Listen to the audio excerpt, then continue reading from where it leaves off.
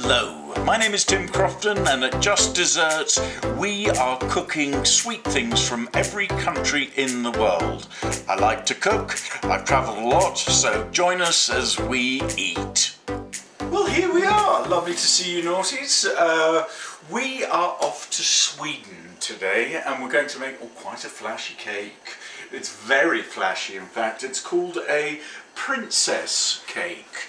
And it's got quite a few elements. It was suggested to me quite a long time ago, in fact a year ago, by Rhonda Lewis. She probably can't remember, but we were working on a show at Albuquerque Little Theatre, Amadeus, and she said, when you get to Sweden, make sure you do a princess cake, and I made a note of it. And now we're at Sweden, so now I'm making a princess cake.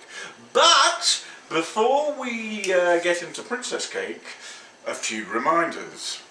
Instagram, you see it there. Facebook, bang bang, amazing, isn't it? Then we also have El Blogo down here. And then there's one other thing that we have. Oh, YouTube. Make sure you subscribe, you smelly nets. We need your love. Okay. That's done, and with a bit of magic too. So now we're going to start our princess cake, and we are going to start with an, I'm not quite sure how to say that, whether it's a Genoese or a Genoise, but anyway, we're going to start with that. And what we are going to need, see, look at all the ingredients in this whopping grate, and this isn't all of them actually. We're going to start with this is how much? This is half a cup of almond flour, 6 tablespoons if you want to go that way. And I've also got a cup and a quarter of flour, in you go, yum yum yum. And then we need half, that's half, a teaspoon of salt. And we're going to give that a little mixing because these are our dry ingredients. The wet bit is a bit more complicated, and you'll see I've got some boiling water here, and I'm going to put my mixing bowl, the KitchenAid mixing bowl, on top of it, because into this we are going to put, first of all, how much is that? That's a cup of sugar, in you go, and then we are going to put a pile of eggs and egg yolks. In fact, do you know what? I think I might do this off the water so that I don't feel like I'm under quite so much pressure. Because once the eggs start to get heated up, you've got to whisk them like there's no tomorrow. So 6 eggs. Then that's not all the eggs. We are now going to put 6 yolks in there. And now we are going to put this over the bubbling water, and we are going to whisk it until it is all a consistent sort of mixture, but also we're heating the eggs up. So it's comes without saying that you've got to keep this moving, otherwise you're going to end up with a large amount of sweet scrambled eggs, which some people like. You know, not me though. Okay, so I've been mixing for a couple of minutes here. What you're looking for is you're not trying to cook them, you're just trying to get them a little bit warm. And I think these are good to go. What I'm going to do with this is I'm going to put it in the mixer, and I'm going to mix for 2 minutes. So that is the eggs, egg yolks and sugar, and they've been whizzing around for about 7 minutes. I don't know about you, but I think they look pretty bloody divine. What we're going to do now is we're going to add the dry ingredients. Sorry, I'm going all the way over here to get my dry ingredients. I'm so organised. And this is a folder. So I'm going to put all of this in. That is that's the almond flour, the flour and salt, and I'm going to put it on very, very slowly to fold it, because we don't want to get rid of the aeration. That is folding in nicely, and the final touch to the Genoese or Genoise is a stick of melted butter. Here are my 2 prepared baking sheets. I sprayed them with oil, then put some parchment on top and sprayed that with oil, and we're just going to divvy this between the 2 and spread it over the whole of the baking sheet. I've heated the oven to 400 and these are going to go in there for 10 minutes. 10 minutes. Okay. Now there's a couple of things that we can do whilst that is cooking. The first is to make a very simple syrup, which is going to be poured over the Genoese once it's cooked. You can make this a slightly flashier syrup if you want to, but and add a little bit of brandy. I'm not going to do that today. I'm going to go straight with a 1/4 cup of sugar, and then look at me, I am organised, and a 1/4 cup of water. Next we've got to make the cream for the whipped cream for the princess cake. So for this I'm going to put in 2 cups of milk. In you go. I'm going to, recipe calls for vanilla bean. I'm afraid I don't have that today. So I'm going to put probably a teaspoon of vanilla essence in there. I'm going to put a tiny bit of salt in. There we go. This is the sugar syrup going here. And then I'm also going to put in, what is it? Oh, 1/4 cup of sugar in there. And we are going to heat that up. This is 1/2 cup. The other half I'm going to use in a minute. So look, I put 1/4 cup in here. I do beg your pardon, I don't mean to be confusing. Okay, so we will let this heat up, and whilst this is heating up in another bowl, I'm going to use this jug because, you know, it just saves on washing up. I'm going to put 3 egg yolks. Okay. So the milk has heated, it's just starting to simmer, and we're going to put 1/2 of it very gently and carefully into our eggy mixture and mix that up. What we're trying to avoid doing here is, well, a bit like what we did the last time. We don't want to turn this into scrambled eggs. Different kind of scrambled eggs though. These would be very thick. Okay. And maybe just a bit more. There we go. And I'm going to turn the heat back on here, but not too high. And then in it goes. Lovely. And we are going to whisk that until it thickens up. So come back in a jiffy. Okay. So the pastry cream here is thickened up quite quickly. It took maybe, I don't know, a minute. But you see, well, the corn flour is doing its job, made a lovely, lovely thick pastry cream. I'm going to put, this is cold butter, I'm going to put a tablespoon of cold butter in and whisk that through. Now ideally you want to let this cool for at least 4 hours, or overnight if you like. But you remember the old trick that I've used before, which is to put a bit of cling film over the top, or saran wrap, sorry, because it helps not get a skin on the top. So that, whoopsie, it's going to be quite hot on my poor little digits, but nothing is too much for a divine princess cake. In it goes, down it goes. As I say, this completely saves you from getting a skin on top. Let's put this in the freezer to cool it down nice and quickly. In you go. Then let's have a look at our genoise, because they are after us. Ooh, look at you. Look at you, you lovely girls. Okay, so we've had a chance for the two very different genoise to cool down.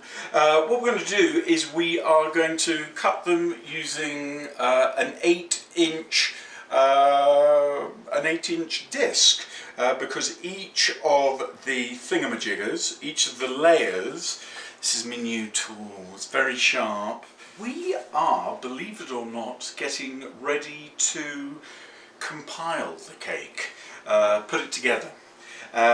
What I'm going to use, I found a really lovely, I'm sort of a bit obsessed about cake platters nowadays. I can't think why, but I found this one and I'm going to construct it on top of this. So what we're going to do first of all is make sure this is nicely separated, it seems to be, and we will put that on first. Ooh, nice and centered. On top of that, we are going to brush a little bit of the sugar syrup. Remember, well, I say remember, you're going to have to do this to 3 different layers, so don't go too hog wild with the syrup, just a light dusting all over. There we go. Yum yum. On top of that, let's get the tea out of the way, we are going to put a little bit of raspberry jam, just in case you don't think there's enough sweetness in this princess cake. I'm going to smear probably a couple of tablespoons, I beg your pardon, on each layer. There we go.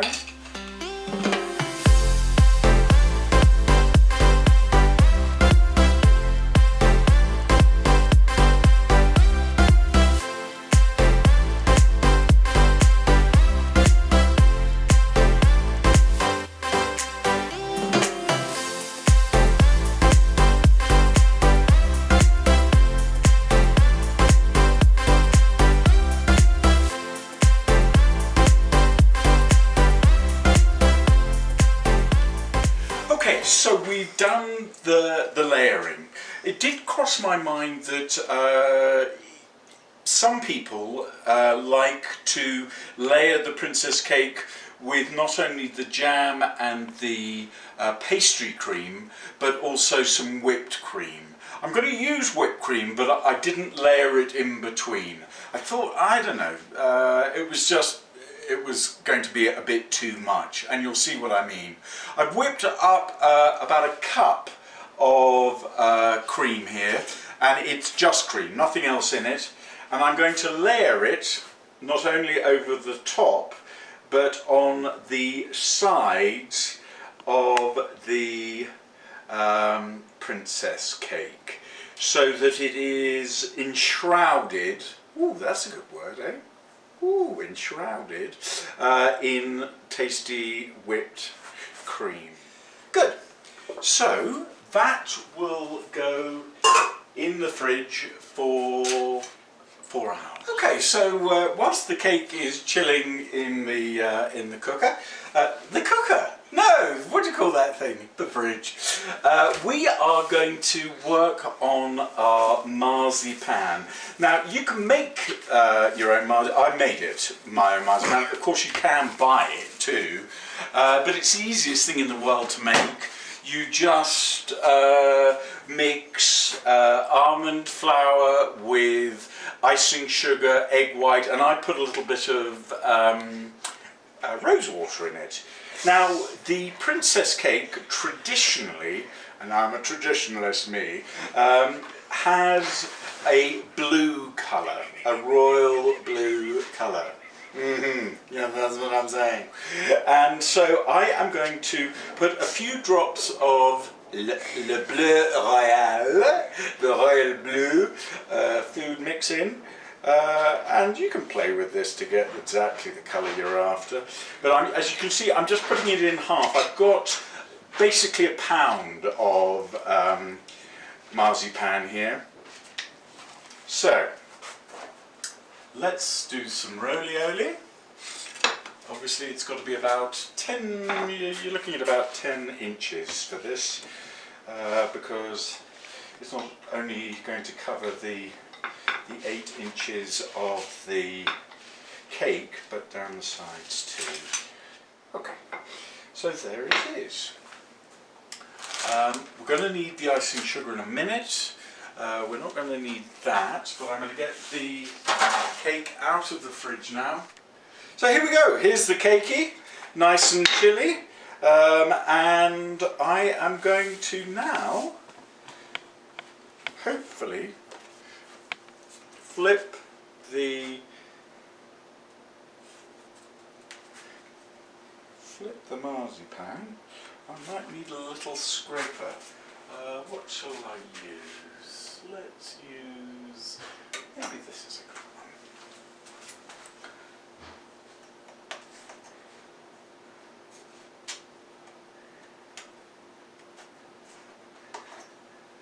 one. Ooh, it's the moment of truth.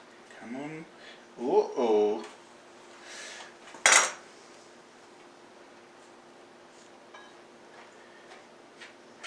Come to Papa. Come to Papa. Oh, maybe.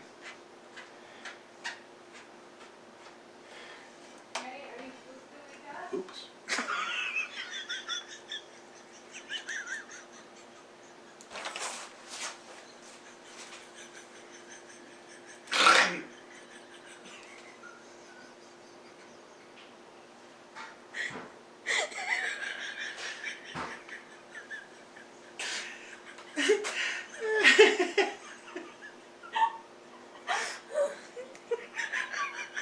Well, Sweden, I don't know what to say. I don't mean to show any disrespect, but it didn't quite work out how I'd hoped. It was the marzipan that was the tricky bit. It was too sticky, and when I tried to layer it over the top, it just, well, it was a bit of a nightmare. I tried to tidy it up. Normally, the slightly less sticky marzipan would go over the cream, and then you would put icing sugar or confectionery sugar. What is often done is a doily is put over, so you can make a really intricate pattern. Look, it's not a thing of great beauty, but I'm sure the taste will be divine. So let's give it a whirl, shall we? Yeah, as you can see, the marzipan and the cream didn't quite work out as expected. Ooh, but it feels light and scrummy. Let's see what we can do here. Come to Papa. Nice. Oh, look at that. Doesn't look bad on its side there. And here's a spoon. The proof is in the princess cake. Oh my lord.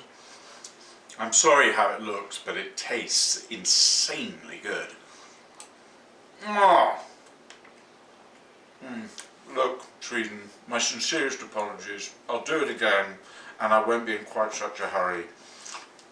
It really is, I would say, one of 10 cakes that I've made that really you have to try. It's not quite as complicated as it looks, although I've made it look very complicated.